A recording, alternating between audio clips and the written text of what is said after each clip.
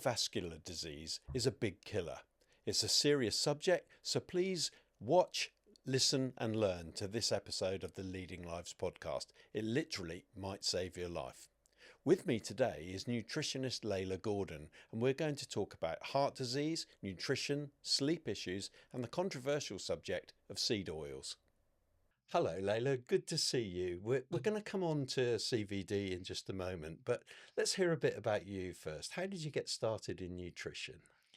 Great question. Well, thanks for having me on, Chris. It's great to be here today, and really appreciate you wanting to have me in talking about this very important subject. The pleasure's all mine. And yeah, the journey does link into cardiovascular disease. Actually, if we take it right back, to the start of my life, my father was an entrepreneur who owned a farm by the banks of the River Nile.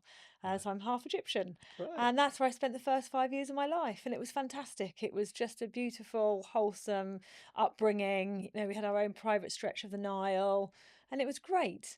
But when he sold that business, it didn't go so well. And when we moved to this country, he never quite sort of got over the loss of selling a business and not actually, getting the deal that he had wanted for that. And it started to impact his health physically and mentally.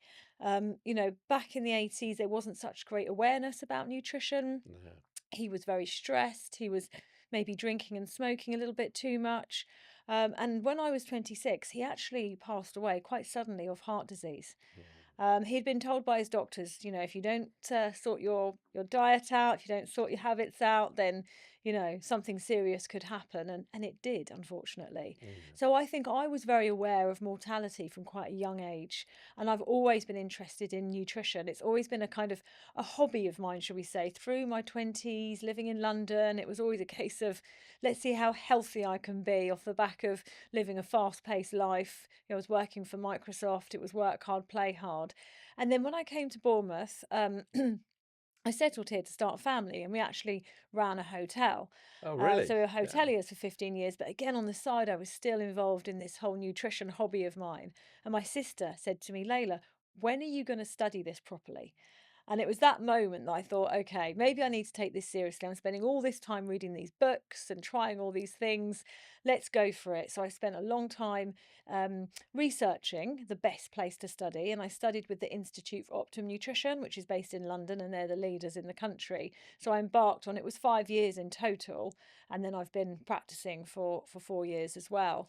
Now it's become a very successful business for you, and I'm reading from my notes here, but UK's most transformational nutritionist in 2023 for Yeah. your work in looking outside the box when it comes to dietary nutrition advice and support. Sorry, I had to Yeah, read all that. I'm embarrassed now. Yeah.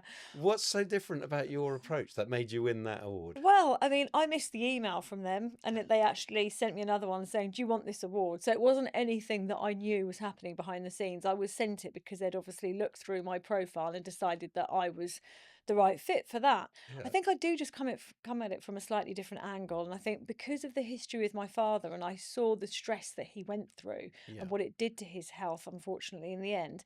And then, as I mentioned, my husband and owning it was a large hotel, 109 bedrooms, conference facilities for 450 delegates. I Wow. saw the same thing happening. I saw the stress take its toll on him physically. And so when I started my practice, it was very much based around how can we actually help not just women, but men with their nutrition and their Right. health as well. And Yeah. I think that's really what caught the eye with the award giving. There's a good opportunity here for an advert for you. How do people get in touch with you?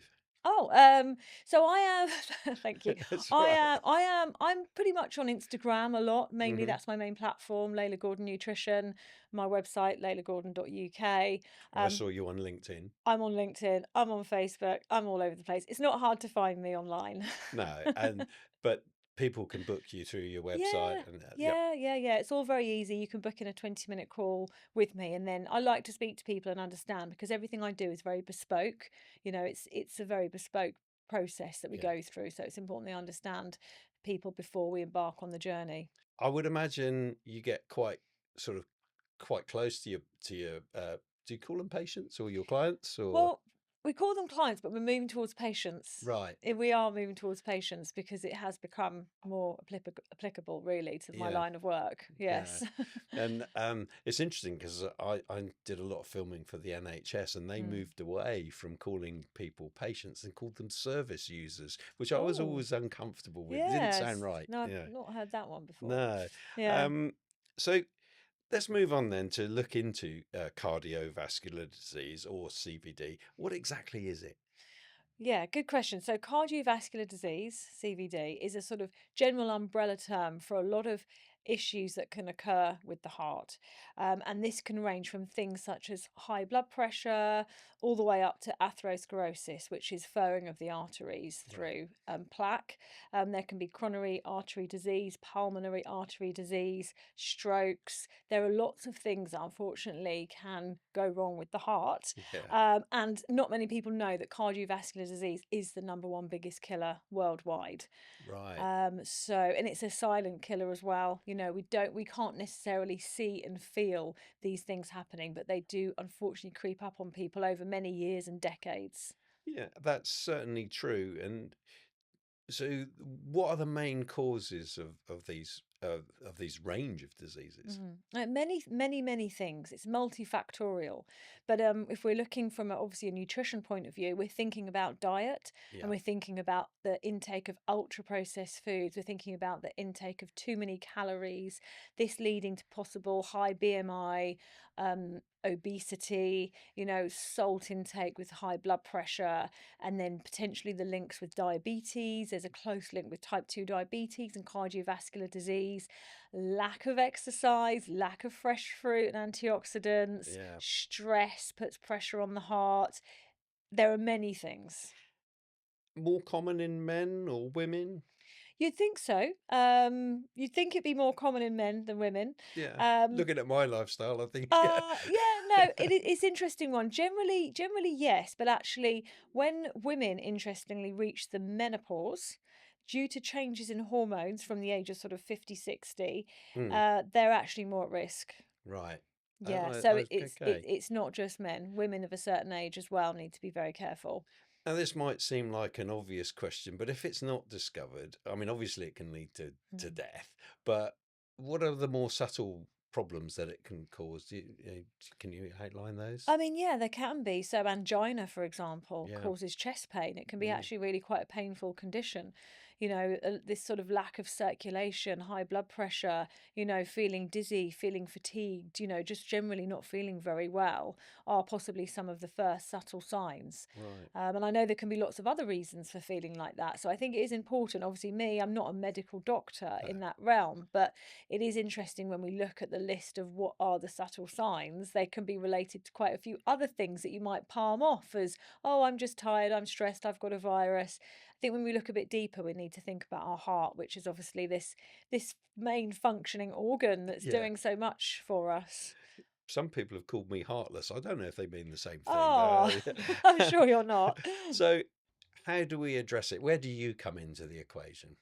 Yeah, sure. So that's a great question. And a lot of what I do is helping people with their lab work. So I work very closely with Dorset Private GP, which are a group of private doctors based in Westbourne. They have 10,000 patients, and we are constantly referring back and forth. It's really amazing that they have brought nutritionists into their practice in such an open way because it really has been transformative. So a lot of people will hear about me through things like podcasts Yeah. and online and my newsletter, and they will come and they will say to me, look, I'm of a certain age, I haven't had blood work done, maybe I don't feel that well, or I'm overweight, or I know maybe I'm heading for pre-diabetes.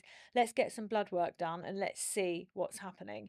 And then that's where we start to delve in a bit deeper, because everything I do is preventative healthcare. So obviously if I do see, what we would call any sort of red flags, straight to the doctor, cardiologists that we work with as well. But a lot of the time, I'm sort of helping people to look at their blood work and see where we can make some really powerful changes to help to prevent things such as the buildup of the plaque, the inflammation, the high blood pressure, all of these things that can potentially eventually lead to an event. And those changes, they'd include different dietary requirements and different foods. Tell me how that can help stave off CVD.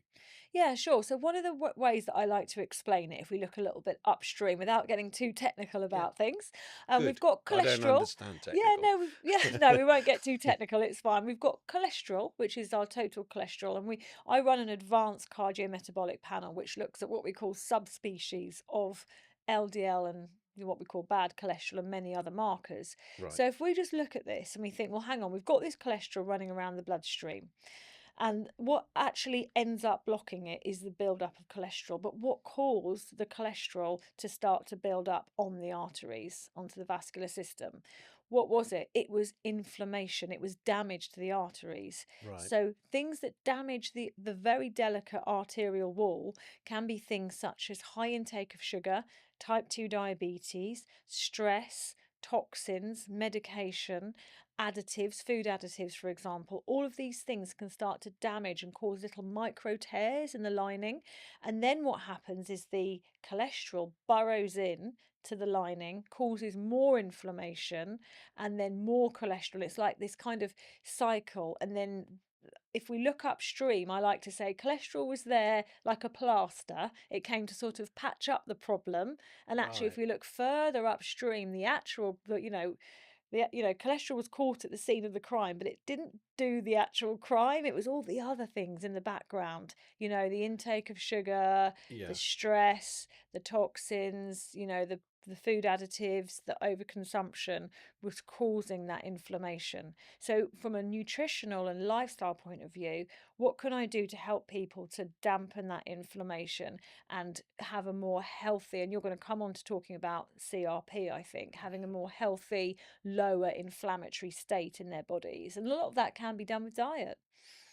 And is it, apart from the fact when you're dead, is it always a good time to try and improve things? Because no matter how bad you are, Mm. can you take steps to improve your current situation?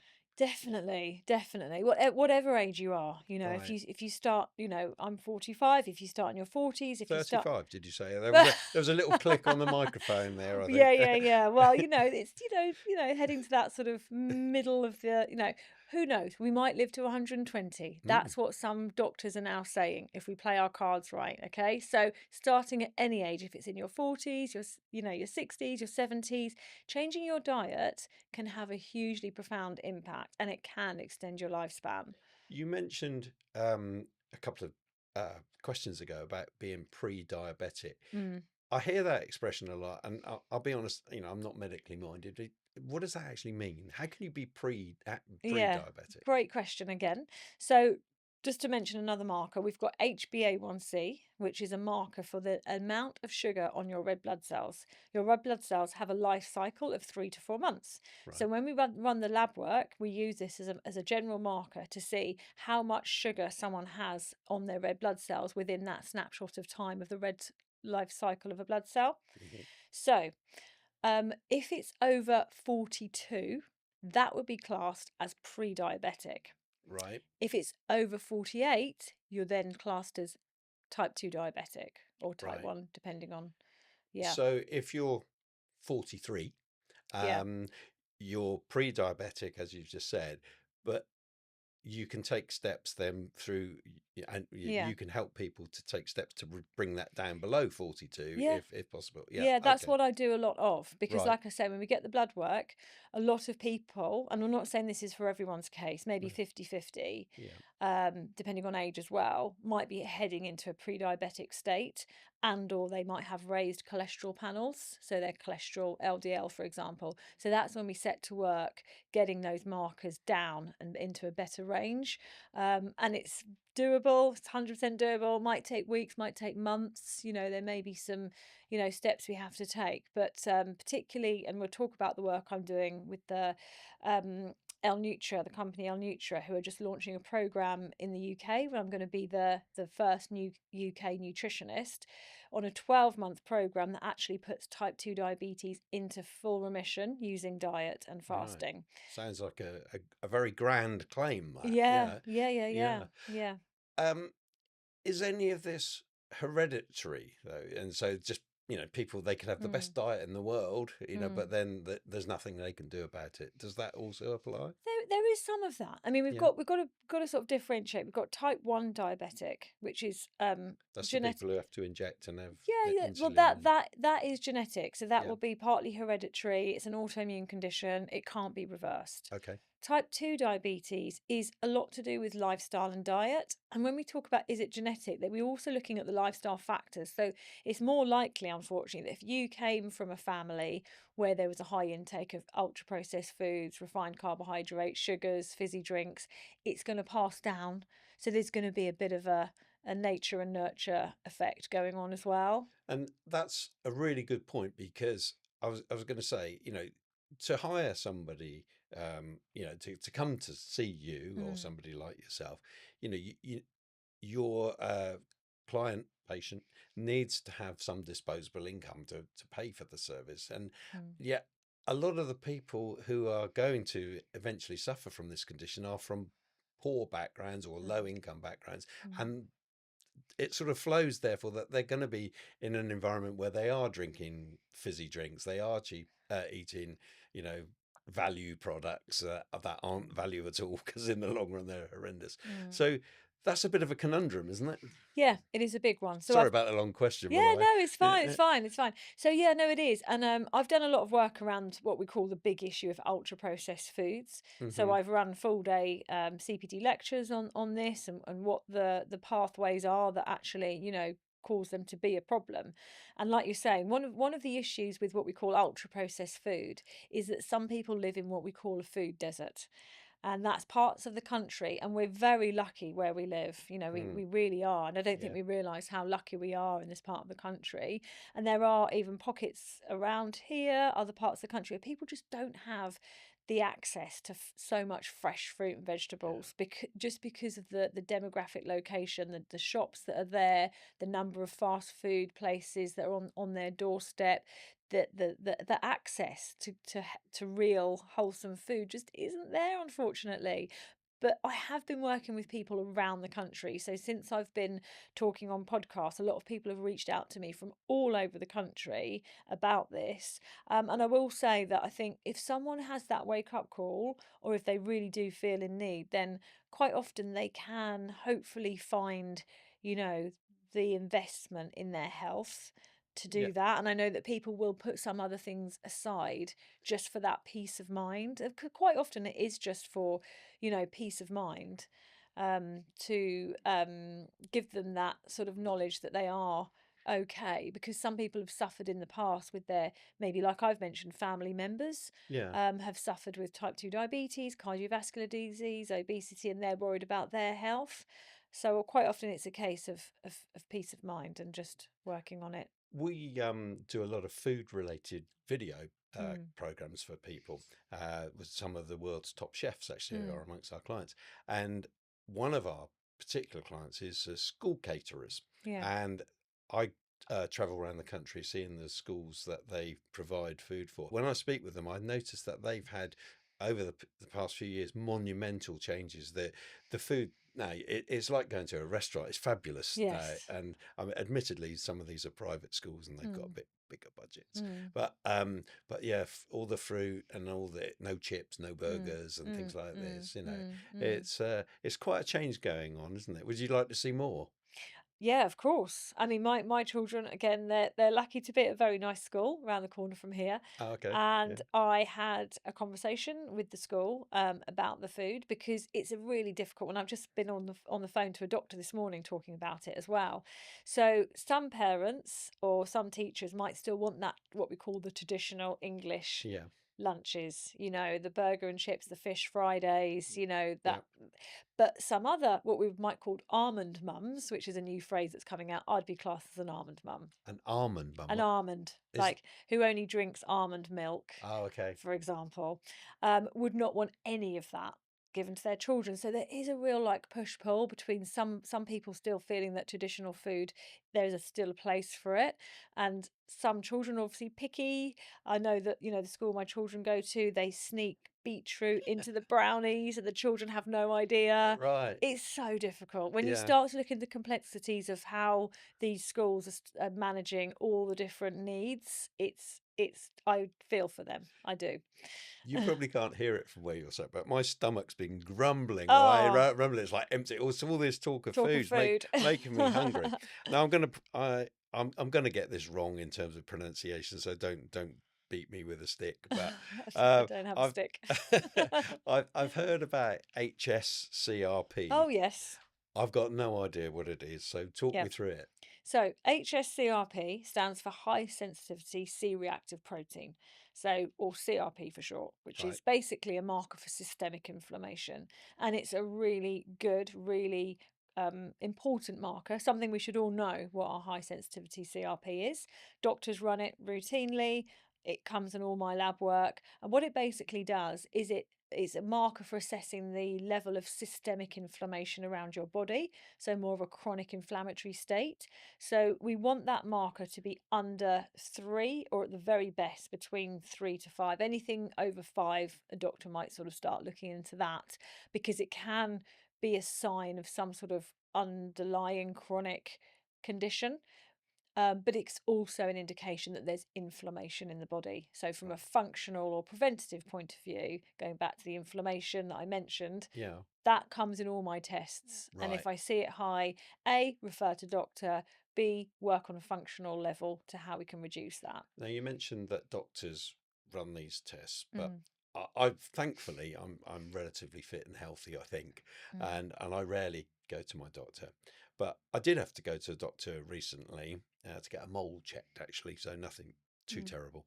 And they never mentioned any tests like that. And I'm in my 60s, and there are other tests that turn up in the post that I've got mm. to do unpleasant things with Oh, yes, spatulas with and that all that. one. Yeah, Yep. and I've done all this, but this kind of testing, I never hear about it via my GP. I don't never get a letter about it. Yeah, Is it yeah. something that should be more high profile? Yeah, I mean, it's difficult to sort of speak, for the NHS. I know Yeah. they're going through a bit of a big restructure at the moment. You Yeah. might have heard, to Yes. say, to Yeah. put it Yeah. lightly. And again, I was on a meeting with the NHS just yesterday, so I've got all these great contacts working with doctors. So they're doing a fantastic job. I think what happens is you have to go and ask. You have to be feeling some sort of symptom or some sort of unwell feeling for the doctor to then say okay, and then it's up to them what level of testing they'll run. So quite often someone will come to me having had what we call a full set of bloods done. Yeah. And that can vary from practice to practice. It will normally always include that CRP plus the lipid panel, which is a basic cholesterol score, plus the HbA1c, which is your blood glucose, red blood cells, white blood cells, certain vitamins. But it does vary. So from a private perspective, in terms of private lab testing, Yeah. we're probably going to go into a bit more depth. Right. Not definitely, but like I mentioned, the cardiometabolic advanced blood test that I run, Yeah. that gets the blood gets taken at Dorset Private GP, put in a centrifuge, frozen, sent to America. America. Yep. So why not here? Well, these labs in America, they're coming up with some very advanced markers. Right. So, like I mentioned, the cardiometabolic test, it does the inflammation, the cholesterol, the blood glucose, but it looks in more detail. Right. Yeah.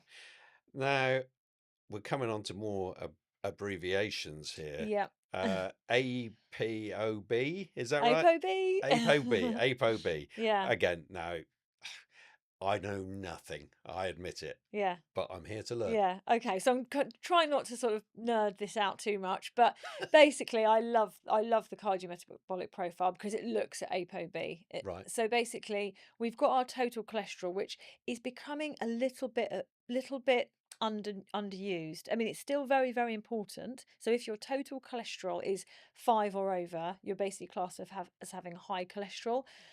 Doctors now will maybe say, okay, if it's anything between 5 or 7, go and work with a nutritionist on your diet. Come and see me in 6 months' time and we'll talk more. Anything over 7 is maybe statins or, some sort of medication. Right. So when we're looking at this ApoB, ApoB is a marker for all of the cholesterol that's in your blood. So it's a protein that lives on every single lipid, we call it LDL, bad cholesterol molecule. Right. So it's a very good predictor, even possibly more so than total cholesterol. So this is how we can get a more in-depth look, because without going into too much detail, there's things called subspecies of LDL. Right. So we've got our bad cholesterol. We all know about our bad cholesterol and our good cholesterol. Yeah. Bad cholesterol is called LDL. Now there's different types of LDL. That's starting to confuse me here, Yep. but that's why people come to you, Yep. and you give them a report or an analysis, which and I think most people, they're not, it's nice to know a little bit of the background, but they want to know, okay, what are we going What to do we do about about it? Yep. it? Yeah, fair. Yeah. But it's important, I think, in the in the podcast that we cover what you're Mm. talking about here, because it gives some of that background. And there's another one. LP Little a. little a. So that is what I just, to kind of give this its whole picture. So we've Yep. talked a little about the LDLs and why it's so important to know about them. And like you say, people don't really need to know the nitty gritty. They just No. need to know, do they have it raised? Yes or no. Yeah. LP, Am I going to die? yes or no? Hopefully no. Yeah. So LP little a is another type of LDL cholesterol, and it's genetic. Yeah. So 25% of people carry raised LP little a, and this particular type of bad cholesterol is sticky. So it's kind of got like little claw sticky things, so it can attach to the lining of the vascular system more Right. easily. So it's more prone to that build up. And it's a one test time. You don't have to do that test marker more than once, because you will know, do you have it high, yes or no? So do you carry the genetically raised form of bad cholesterol? And if so, like you say, then what can you do about it? The tests, I did a whole series of videos for the NHS, and some of them actually won awards. And one of the things that we looked at was putting everyday situations that doctors and consultants talk to themselves about, and trying to step that down into everyday language. And I remember doing one particularly about endoscopy, and I had this script written by the by the consultant, and I rewrote it, and I said, basically, this is what you're trying to say. Right. You're going to stick a camera up my bum. Is it going to hurt? That's what I want to know. Yeah. And that video, we stripped it back down, the whole script, to as basic as that, and it won a national award. Amazing. And they're so looking at this, I'm automatically thinking, if I was writing a script, what would I say? I'd say to you, okay, the tests that you've referred to, do they cost a lot of money? Do they hurt?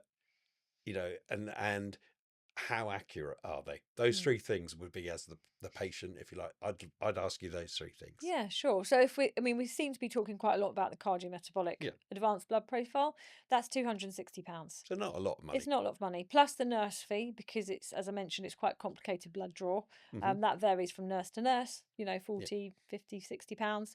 And then obviously, to see a nutritionist to help interpret it, then it's a nutritionist fee. Yeah. Does it hurt? No, apart from obviously drawing the blood, which takes a split second. Yeah. Just shut your eyes. Just shut your eyes. And is it accurate? Yes. So we've got high sensitivity CRP, highly sensitive. Yeah. Right. Very sensitive, very accurate. These tests are, because also it's blood, it's black and white. Yeah. Is it or isn't it? Right. You see, now, when you put it in layman's terms like that, people will go out, they'll spend £500, £1,000 on a new phone, whatever, and they won't even think about it. Exactly. And so, come on, everybody, get these tests done.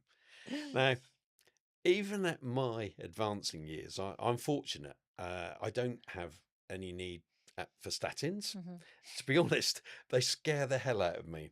And and that's sort of partly going back to what we've just been talking about as well. It's scary finding out that something's wrong with you, and most people, I think, would like to drift along in blissful ignorance, but it's dangerous, isn't it?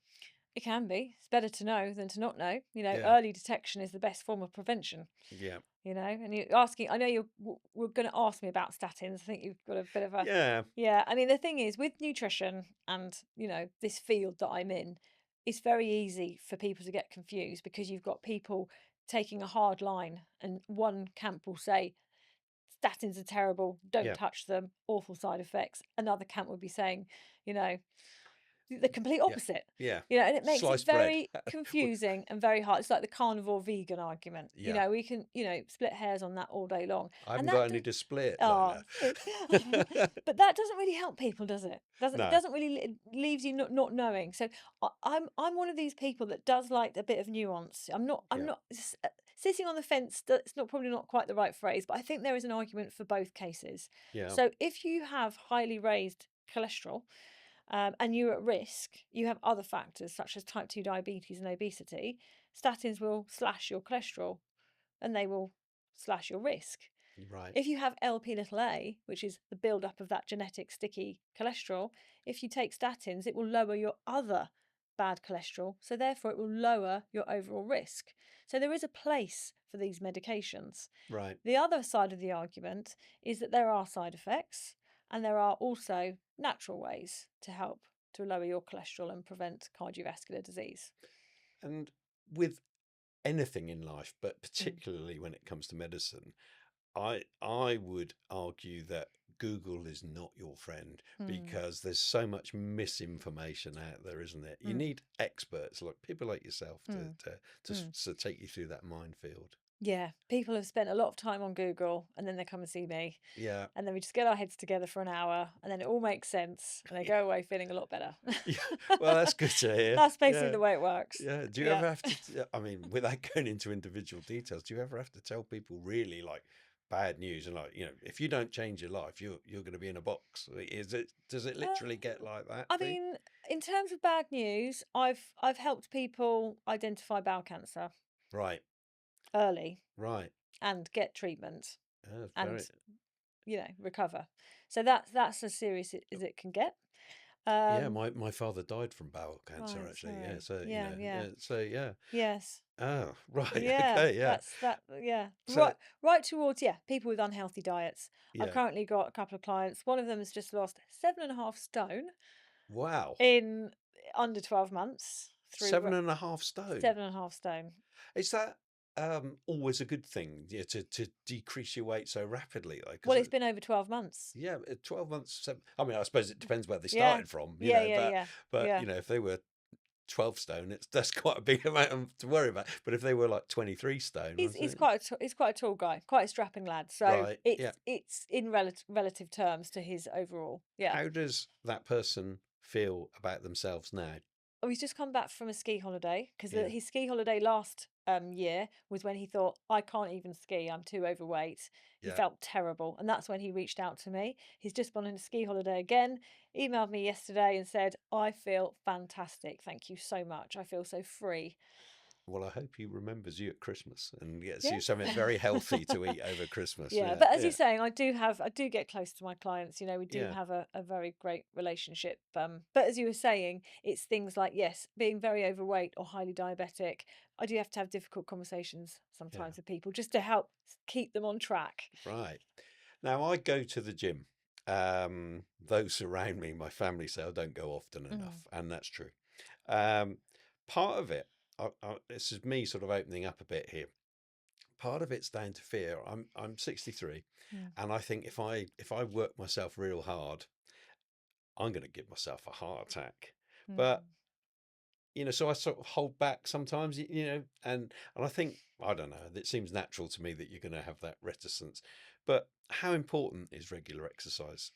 It's one of, if not the most important thing, is keep being active. And I know you're saying maybe too much exercise is a bad thing. I mean, there is obviously an argument for that as well. But when we push our body with exercise, we're pushing it in the right way. We're strengthening the heart. We're strengthening the blood vessels. Right. We're detoxing. There's so many processes that happen when we're exercising that actually can even be cancer prevention, Right. pathways, because when we exercise, we create something called glutathione, which is an antioxidant, which actually helps to kill off unwanted cells. We obviously feel better from exercise. There are so many benefits. We're made to move. Our bodies are made to feel that bit of stress and pressure and movement. That's what we're designed to do, and we unfortunately aren't doing enough of it. Yeah. So exercise, 100%. So for those that are less able to move, not Mm, everybody has complete freedom of yeah. movement. What can they do to help themselves? I mean, yeah, was seeing a client the other day who's in a wheelchair, and I think lack of movement is one of her biggest problems, because lack of movement, I mean, that can even be related to type 2 diabetes. Right. She's not sleeping well. So we were talking about how she can just do some gentle sort of arm exercises, Yeah. literally just moving your arms up and down. That is getting the blood flow, the lymphatic, drainage system, and increasing those happy hormones and making you feel good. We are racing through the Yeah, podcast, we are. and I want you to talk to me about the latest advances in benefits of fasting Oh, for yes. healthy aging. So, Well, I'm right sort of there with it at the moment. I'm very what do you mean lucky. by that? I'm working with the team, a global team, Right. on some very exciting, pioneering work that is coming to the UK next month. So just to take it back a step, Hmm. Professor Volta Longo has been voted in the top 50 most influential people in the health when it comes to fasting, longevity, and cancer prevention. So his work is based out of the University of Southern California, and he's done extensive, research, evidence-based studies into the benefits of fasting. This actually happened about 20 years ago. So Right. he's from Italy. So Right. he's in a town that's like a blue zone. A blue zone is where people live the longest. He went to America, saw how terrible the diet was.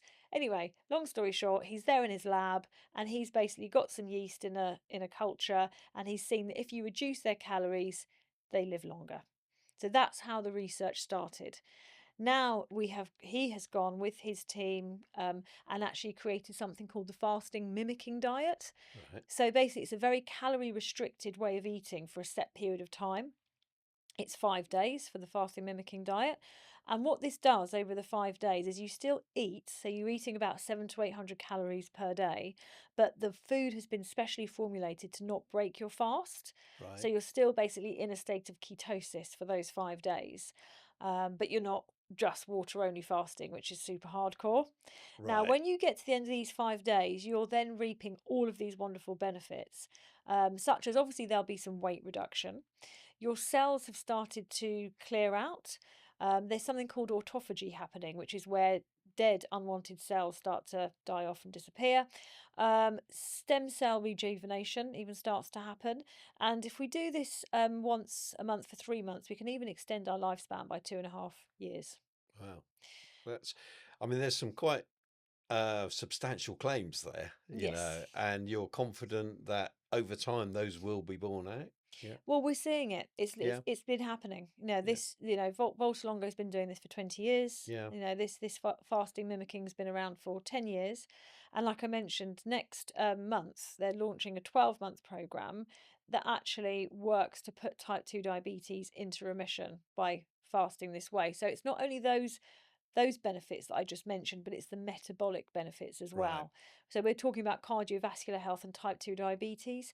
When you reduce your calories and you fast in a very controlled and safe way, it can also start to improve your metabolic markers, Right. such as your HbA1c, your cholesterol, your BMI, obviously, all of Yeah. these, the sort of multifactorial soup of metabolic symptoms that basically, once we get them into a better state, reduce our possibility for cardiovascular disease. We could go much further into that topic, but Mm, there are some other things in the remaining time of the mm, podcast. We're going to overrun, but that's fine. that's fine. Um, I want to talk to you about seed oils. Yep. It's a controversial Oh, subject yes. again, isn't it? Yes, yes, yes. Tell me what they are. So, I've done a lot of work around, side note, omega-3 is a big one for me. Omega-3 is a polyunsaturated oil, and it's hugely beneficial for reducing inflammation. So, Okay. omega-3 comes mainly from fatty fish, but you can get it from plant sources as well. So, Yeah. the algae that the fish eat, is where we get the omega-3s from. Right. So this is a type of oil. And someone could spend their whole life just researching and working on one oil. Like, they are that complex, and it is Yeah. that complex.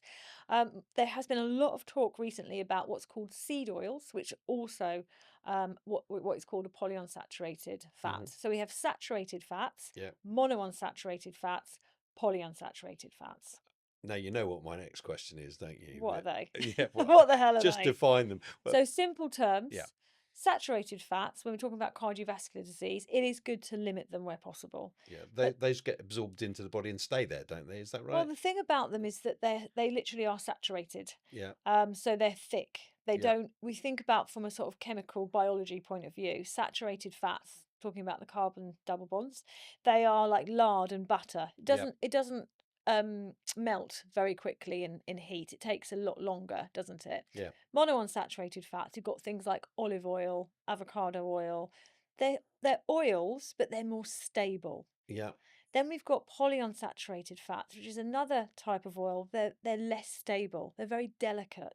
They're very prone to what we would call oxidization through overexposure to light and heat. So we have to be very careful with these oils, and that seems to be what the issue is with seed oils. So this, what kind of oils are those? Is that like bottled oils that you buy from supermarkets? So Yes, yeah. I've got my list here because it is very complicated. But what I will say is that the issue of ultra processed foods Yeah. crosses into the issue of seed oils. Okay. Seed oils came into our food industry about 40 years ago through things such as rapeseed oil. They're highly industrially processed oils, and we use them in high amounts in highly produced foods, like mayonnaise, for example, Yeah. is 78% rapeseed oil. Now, this would be coming from a big factory where it's industrially processing these oils. Now, my logic tells me that's probably not such a good thing for us to overconsume because they're new to the food system, they've been industrially produced, and they're delicate oils. So if they Right. become oxidized, we are then consuming harmful oils. Right. Margarine. It's not even, Yeah. yeah. I once made a video where the person presenting brought some margarine that had been in a tub Yeah, and stored for God knows how many years. You know, it was a long time, and it looked exactly the exactly the same. same. Yeah, because it's been industrially processed to be that way. And I believe it's actually grey in colour, but they dye it yellow. Is that right? Yeah, Yeah. so that would be probably a sunflower oil. So let me just Yeah. read these out to you. So Sure. there's no hard and fast rule. There is still a lot of nuance and like divided talk about this seed oils debate. But there's a doctor called Dr. Carrie, MD in America, and she says that the oils we need to watch out for: corn oil, canola oil, which is rapeseed oil, cottonseed, soy, sunflower, safflower, rice bran, and grapeseed, as well as vegetable oils, sunflower, mono and diglycerides. Slightly better: avocado, walnut, flax, sesame oil, coconut oil, um, olive oil, peanut oil. These are all much better oils, Yeah. but we still need to be careful with these oils. So if I'm cooked with olive oil, if it starts to smoke, I won't use it. Really? Yeah. Right. Because I was going to say to you that if you go in Mm. many kitchens in this area and beyond, you're going to see sunflower oil Yes. particularly. And is it important how you actually store it as well? Yes. Because Yes. I mean, it's just on the side of the Yes. counter in our So kitchen, olive oil is the best oil to Yeah. cook with. Drizzle it, cook with it, but lightly, roasting, Yeah. lightly cooking with it. Right. And yeah, storing it in, the best quality olive oil will come in a glass dark container. It's the Right. same with omega-3 if we go back to omega-3. Yeah. So if you're buying your omega-3 tablets from, I won't mention any No, names, but but if you're buying it from a fairly low quality source, it's going to come in a plastic packet. Now, we don't know if that's been exposed to light and heat. There may not be any goodness left. so In it's a fact, placebo exactly. or worse. Yeah, the one that I recommend to my patients comes in a big, dark glass bottle that is stored in the fridge. So it Wow. preserves the goodness of the oils.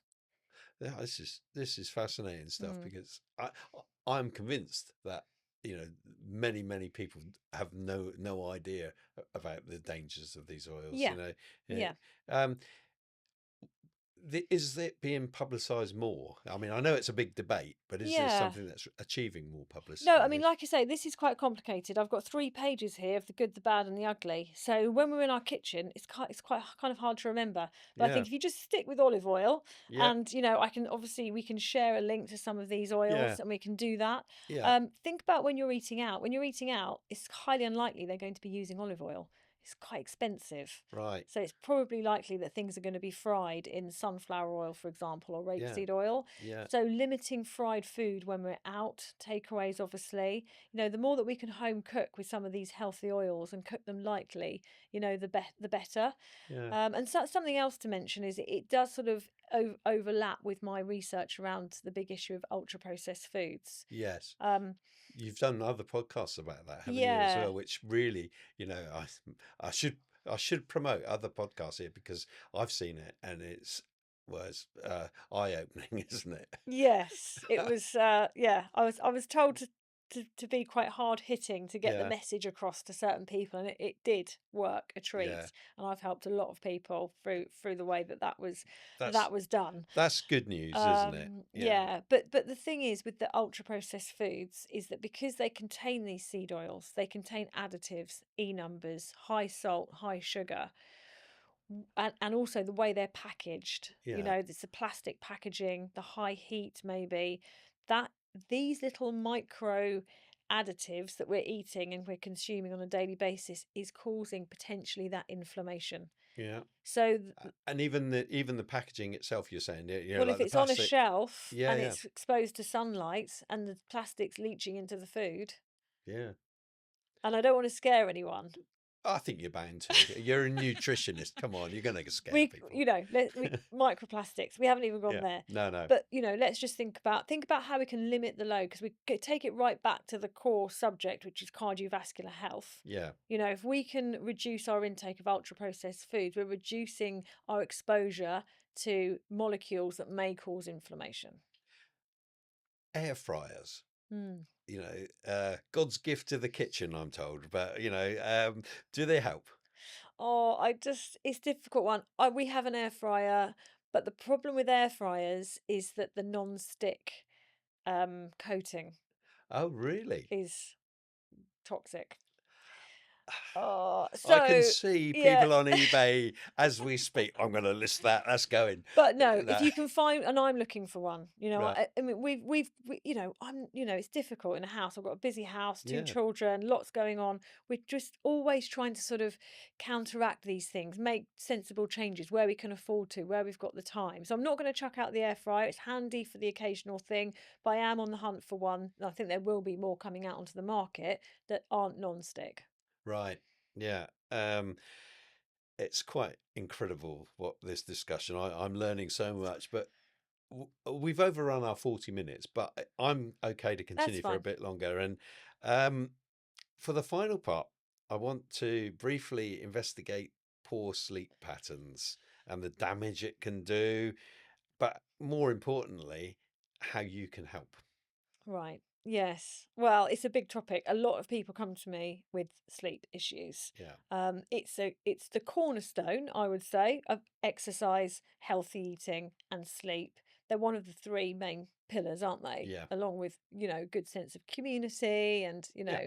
less stress. But if we can underpin good sleep, as in like the length of time and the how deep we sleep, that then has so many beneficial impacts for our gut health, our metabolic health, our blood sugar regulation, the cells of our brain, even clearing out the debris is so important. Yeah. But there is no magic solution, unfortunately. But there are things we can do. The So diet the side. yeah, totally, totally. I saw a lady yesterday actually who I recommended magnesium to her, and that's really helped. I'd recommend magnesium a lot to people, and Right. I say to people as well, if you don't want to take it as a tablet in the evening, magnesium glycinate is the best form of magnesium as well to take in the evening. You can also have a nice warm bath and actually put Epsom salts in the bath because they are magnesium salts. Now that's a throwback, isn't it? Because, you know, time of my parents, which is about a million years ago, Yeah, Epsom salts, it's old everybody school. used them, yeah? Yeah, it's cheap and cheerful. Yeah. A few cups of Epsom salts that will then absorb into your skin transdermally, and that will help to give you a longer, deeper sleep. And what about eating at different times? My wife and I have big discussions. She's Latina, and they are used to eating late. And Yeah. we've been married 20 plus years, and she still likes to eat late, even though she doesn't live Mm. in Colombia anymore. And Mm. what do you say about eating early, eating late? Yeah, it's an interesting one. I think if we go back to the blue zones, so just Yeah, explaining what those are. yeah, So there's pockets of villages and communities in the world where they've got the most number of centenarians, so the most yeah, number of people living to over 100, and they've been widely studied.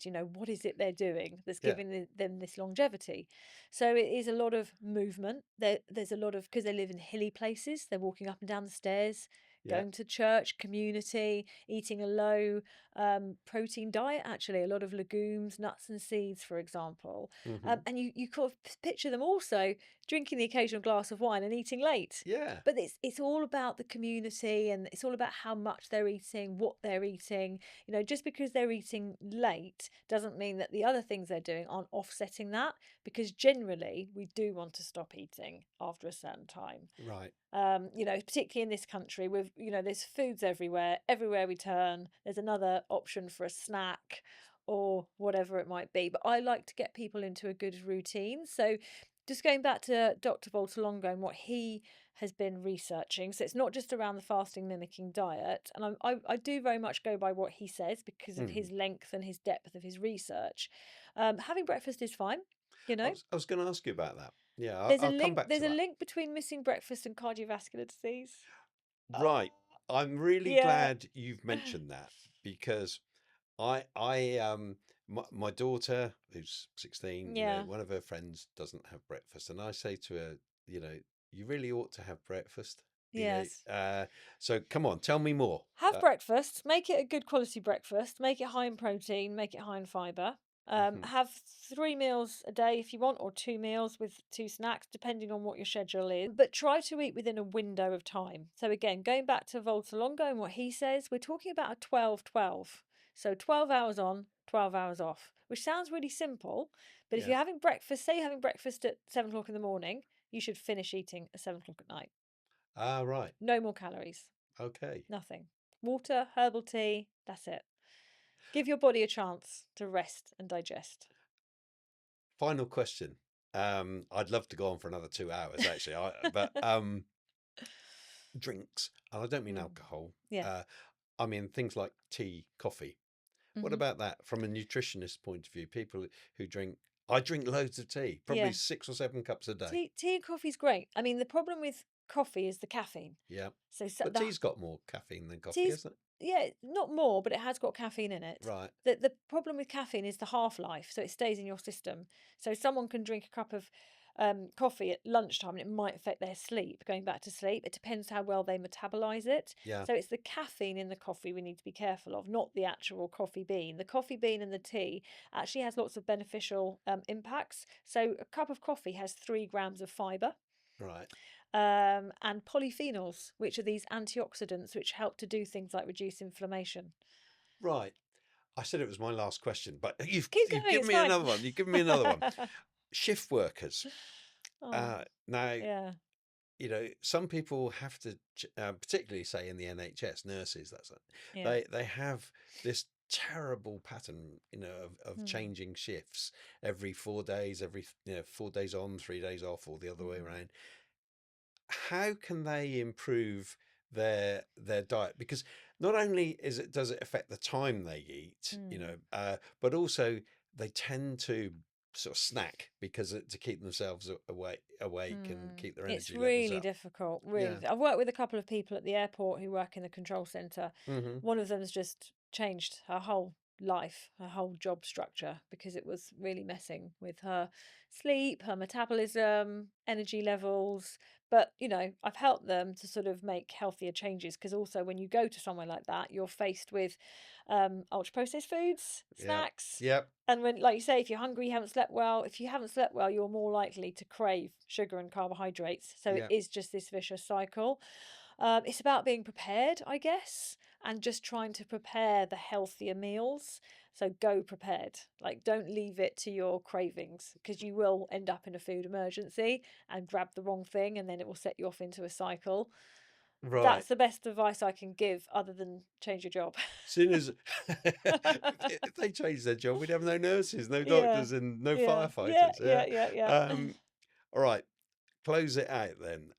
Give me your 3 best foods that you can possibly eat. What do you think would be, if you don't eat them already, what 3 things would you say? Start eating these. Okay, that's a good one. So generally, we haven't really talked much about food. So No, let's talk about the importance you of have to come back. I'll come back. We talk about food next time. Yeah.